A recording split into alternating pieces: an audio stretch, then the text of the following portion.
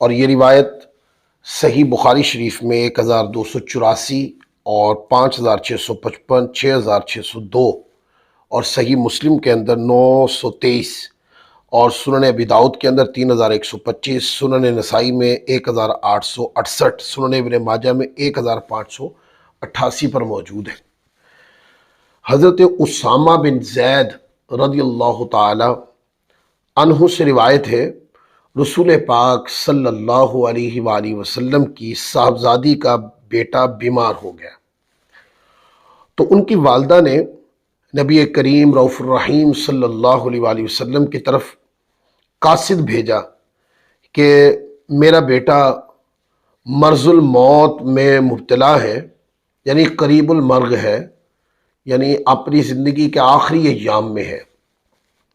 تو آپ صلی اللہ علیہ وآلہ وسلم نے قاصد سے فرمایا، تو جا اس یعنی میری بیٹی سے کہے کہ بے شک اللہ ہی کے لیے ہے جو اس نے لے لیا، اور اسی کے لیے ہے جو وہ عطا فرمائے، اور اس کی بارگاہ میں ہر شے کی ایک میعاد مقررہ ہے، پس صبر کر اور ثواب کی امید رکھ۔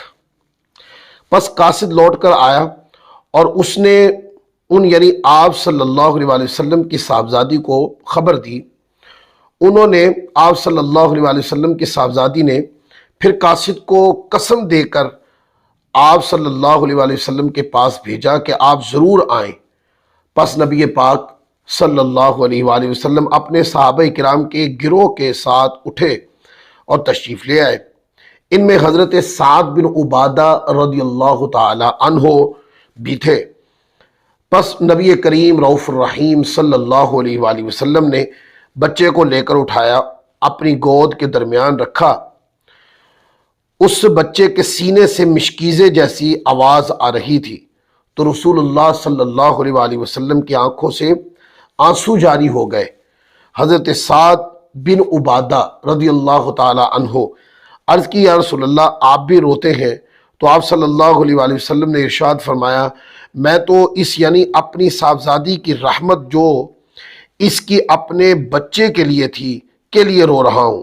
بے شک اللہ تعالیٰ اپنے بندوں پہ رحم کرنے والوں ہی کے صدقے میں رحم فرماتا ہے۔ اب اس حدیث پاک کے اندر چند چیزیں ہمیں سمجھ میں آتی ہیں۔ نمبر 1 کہ تکلیف دکھ پر صبر اور استقامت رکھنی چاہیے، کہ جب آقا علیہ الصلوۃ والسلام کے پاس حضور علیہ الصلوۃ والسلام کے نواسے کی خبر گئی تو حضور علیہ الصلوۃ والسلام نے اس کرب کی کیفیت میں صبر کی تلقین فرمائی اپنی صاحبزادی رضی اللہ تعالی عنہا کو۔ لہذا جب کبھی اس طرح کا موقع آ جائے، جب آپ دیکھیں کسی کو اوپر اس طرح کی پریشانی کی کیفیت ہے، تو کوشش کریں کہ ایسے الفاظ جو متحملانہ بھی ہو، نصیحانہ بھی ہو، اور وہ صبر پر مبنی ہو، ایسے الفاظ کے ساتھ ان کی جس پر تکلیف ہے اس کو صبر دلانا چاہیے۔ اور اس طرح کے کلمات بھی کہ اگر ہم صبر کرتے ہیں، کیونکہ صبر کرنے کا حکم اللہ نے دیا ہے۔ بیٹا دنیا سے جا رہا ہے، یہ بہت بڑی تکلیف ہے۔ آپ کا پیارا کوئی دنیا سے جا رہا ہے، یہ تکلیف بہت بڑی ہے، اتنی بڑی ہے کہ دنیا کی سب سے بڑی بڑی تکالیف میں ان تکالیف کو گنا جاتا ہے۔ لیکن سوال یہ ہے کہ صبر کے علاوہ چارہ بھی تو کوئی نہیں ہے۔ بے صبری کا تو کوئی اجر نہیں ہے، اجر صبر کرنے کا ہے۔ لہذا جو چیز یعنی جو پیارا دنیا سے جا رہا ہے یا چلا گیا ہے، فوت ہو گیا ہے، بس اس حقیقت کو اپنے دماغ میں مستحضر کریں جو حضور کی نصیحت میں موجود ہے کہ یہ رب کا مال ہے اور رب کی طرف چلا گیا۔ لہذا جو اللہ نے عطا کیا، بہتر یہ ہے کہ جب وہ اللہ تعالیٰ وہ مال اللہ کی رضا پر واپس جائے تو ہم اس پر صبر کریں۔ تو عام زندگی کے اندر جب ایسے مواقع آتے ہیں تو لوگ بے خود ہو جاتے ہیں۔ بے خود ہونے کے ساتھ لوگ دینی امور سے غفلت کا شکار بھی ہو جاتے ہیں، اور ایسے معاملات میں خاص کر خواتین کو غور کرنا چاہیے۔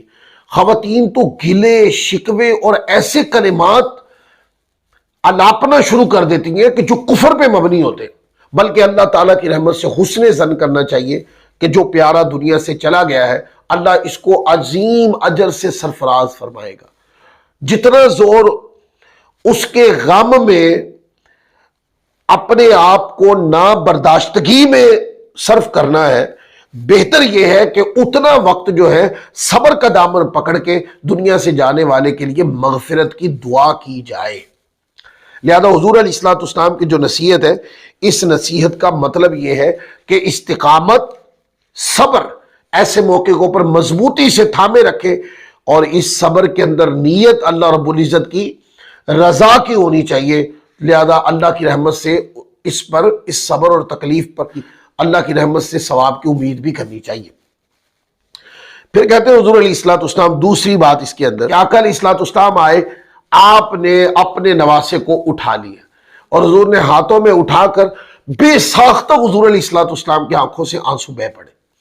لہذا جب آپ دیکھتے ہیں کہ آپ کا کوئی پیارا ایسی بیماری کا شکار ہو گیا ہے کہ آپ کو پتہ ہے یہ بیماری اس کی جان لے لے گی، تو اس کا پیار یاد آئے، اس کا تعلق یاد آئے، اس پر نگاہوں سے آنسوؤں کا بہہ جانا یہ بے صبری کی دلیل نہیں ہے، یہ اس کے ساتھ پیار کی علامت ہے، کیونکہ وہ تعلق قریب کا تھا نا۔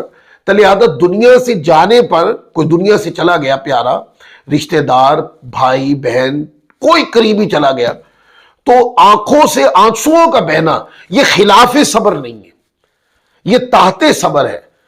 جو چیز صبر کے خلاف ہے وہ امور ہے کہ جو ہم اللہ تبارک و تعالیٰ کی فرما برداری کے دائرے سے جو لوگ نکل جاتے ہیں، جو گلے شکوے کی طرف چلے جاتے ہیں، جو گریبان پھاڑنے لگ جاتے ہیں، بے صبری کے عنوانات اس قسم کے ہیں۔ لہذا حضور علیہ الصلوۃ والسلام کی آنکھوں سے رحمت کے آنسو برس پڑے۔ تو حضرت سعد بن عبادہ رضی اللہ تعالیٰ عنہ نے عرض کی، یا رسول اللہ آپ رو رہے، فرمایا کہ میں اس بچے کی ماں کی طبیعت میں جو رحمت ہے، جو محبت ہے اس کے لیے، اس کیفیت کو دیکھ کے رو رہا ہوں کہ یہ اپنی ماں سے جدا ہو رہا ہے۔ اور پھر نیچے جو کلمات حضور علیہ الصلوۃ والسلام نے ارشاد فرمائے، بس ہر مومن کو چاہیے کہ یہ اپنے سینے پہ سجا لے ان کلمات کو۔ آقا علیہ الصلوۃ والسلام نے فرمایا، بے شک اللہ تعالیٰ اپنے بندوں پر رحم کرنے والوں ہی کے صدقے میں رحم فرماتا ہے۔ لہذا ماں جو ہے وہ اپنے بچوں پہ ٹوٹ کے رحمت سے پیش آتی ہے، باپ ٹوٹ کے رحمت سے پیش آتا ہے، اور جو لوگ بھی رحمت سے پیش آتے، نرمی سے، بردباری سے پیش آتے، آقا علیہ الصلوۃ والسلام نے فرمایا ان لوگوں کے صدقے میں ہی دوسرے لوگوں پر بھی اور ان پر بھی اللہ تبارک و تعالیٰ عز و جل کیا کہ رحمت اور کرم ہوتا ہے۔ لہذا معاشرے کے اندر جب آپ ایسے لوگوں کو دیکھیں کہ جو نرم مزاج ہیں، بردبار ہیں، رحمت اور شفقت سے پیش آنے والے، بڑی بڑی خطاؤں کو معاف کر دینے والے، ان لوگوں کو کبھی پاگل نہ سمجھا کریں۔ معاشرے کی خوبصورت تصویر ہیں وہ لوگ، معاشرے کی اعلیٰ تصویر ہیں وہ لوگ، یہ وہی لوگ ہیں، حدیث پاک میں ہے، انہی کے صدقے اللہ تعالیٰ عز و جل گناہگاروں پر بھی رحمت فرماتا ہے۔ ان پر تو جو کرم ان کے اعمال اور ان کی زندگی کے طرز عمل کے نتیجے میں جو ان پر اللہ کا کرم ہونا وہ تو ہونا ہی تھا، لیکن ان کے صدقے میں اوروں پر بھی اللہ تعالیٰ کا کرم ہوتا ہے۔ لہذا یہ لوگ اللہ کی رحمت میں وسیلہ ہے۔ اب اس سے یہ پتہ چلا کہ زوات بھی وسیلہ ہو سکتی